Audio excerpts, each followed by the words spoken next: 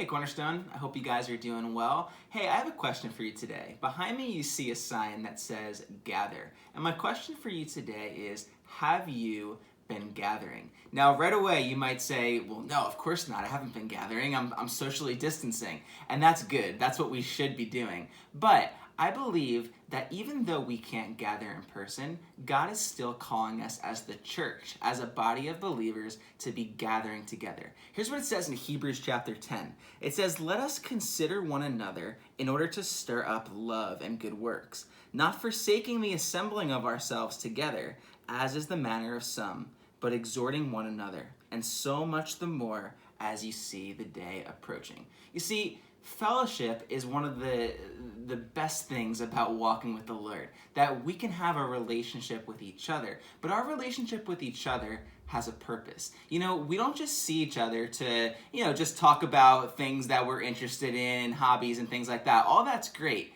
But God desires something deeper for our fellowship. You see, what it says here in Hebrews is that our fellowship is supposed to stir one another up. That as we are in a relationship with each other, we're supposed to be encouraging each other in our walks with the Lord. Now, we see these things. We see exhorting one another, encouraging one another.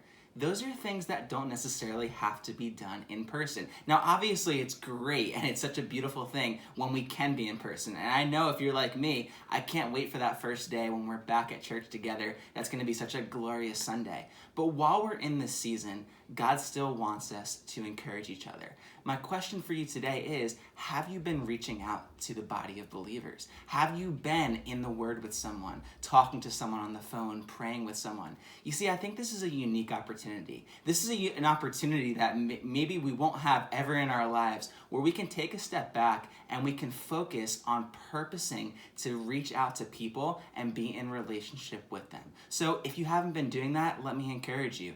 Get on the phone, text someone, call them, email, pray with someone.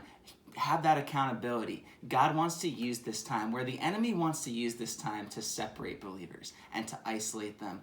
I believe that God wants to use it for us to encourage each other, to exhort each other, even more so, like Hebrews says, as we see the day of Jesus Christ approaching. So God bless you guys today. I pray that you're encouraged by this word. I pray that we can be the church. The church is so far beyond just the four walls, that we as a body of believers can be the church, encouraging each other, lifting each other up as we pursue Jesus together.